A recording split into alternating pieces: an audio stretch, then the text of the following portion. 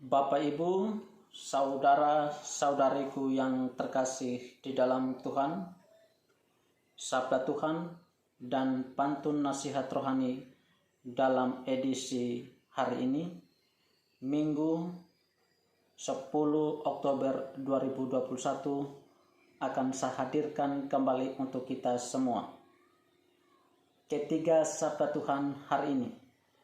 Bacaan pertama diambil dari kitab Kebijaksanaan bab 7 ayat 7 sampai dengan 11. Bacaan kedua diambil dari surat kepada orang Ibrani bab 4 ayat 12 sampai dengan 13. Dan bacaan Injil diambil dari Injil Markus bab 10 ayat 17 sampai dengan 30. Pada hari ini kita memasuki minggu biasa yang ke-28 di tahun B. Bapak Ibu yang terkasih, pada kesempatan kali ini saya akan membacakan sabda Tuhan untuk kita semua dari kitab Injil.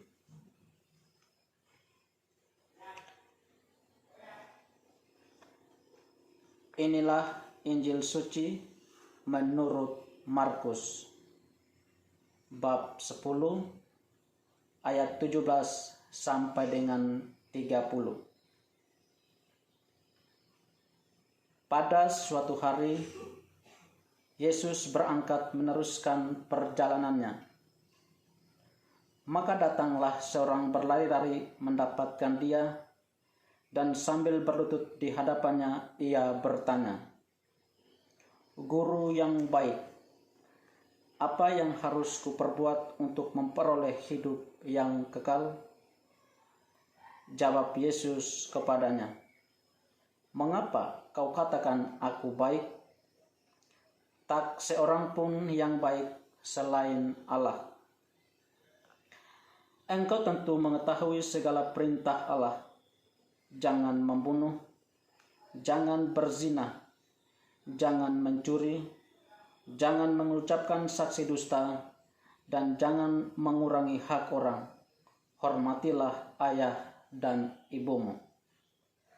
Kata orang itu kepada Yesus, "Guru, semuanya itu telah kuturuti sejak masa mudaku."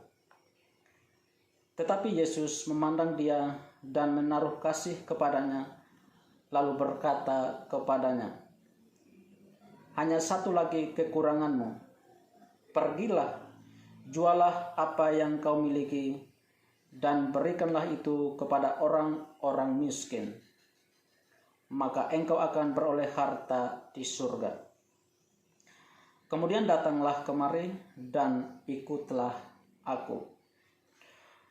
Mendengar perkataan Yesus, orang itu menjadi kecewa, lalu pergi dengan sedih, sebab banyaklah hartanya.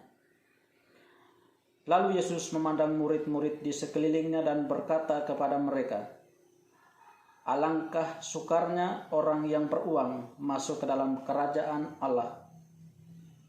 Murid-murid tercengang mendengar perkataannya itu. Tetapi Yesus menyambung lagi, "Anak-anakku, alangkah sukarnya masuk ke dalam kerajaan Allah. Lebih mudah seekor unta melewati lubang jarum daripada seorang kaya masuk ke dalam kerajaan Allah." Para murid semakin gempar dan berkata seorang kepada yang lain, "Jika demikian, siapakah yang dapat diselamatkan?" Yesus memandang mereka dan berkata, "Bagi manusia hal itu tidak mungkin, tetapi bukan demikian bagi Allah. Sebab bagi Allah segala sesuatu adalah mungkin." Lalu berkatalah Petrus kepada Yesus, "Kami ini telah meninggalkan segala sesuatu dan mengikuti Engkau." Maka Yesus menjawab, "Sungguh, Aku berkata kepadamu, barang siapa karena aku dan karena Injil meninggalkan rumah, saudara-saudari, ibu atau bapak, anak-anak atau ladangnya. Pada masa ini juga ia akan menerima kembali 100 kali lipat rumah, saudara laki-laki, saudara perempuan, ibu, anak-anak, dan ladang, sekalipun disertai berbagai penganiayaan, dan di masa datang ia akan menerima hidup yang kekal.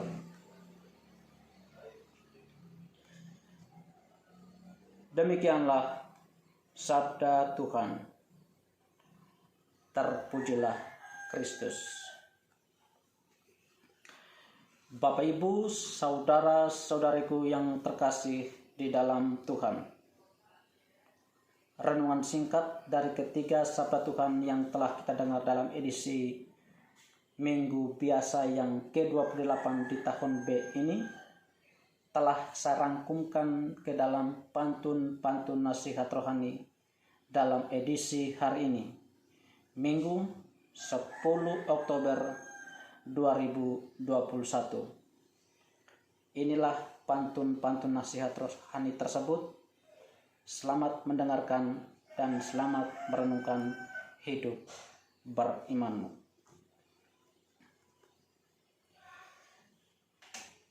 Duduk melingkar bersama kawan dalam acara pesta orang tunang, perihal mengikuti di jalan Tuhan tidak semudah yang kita bayang.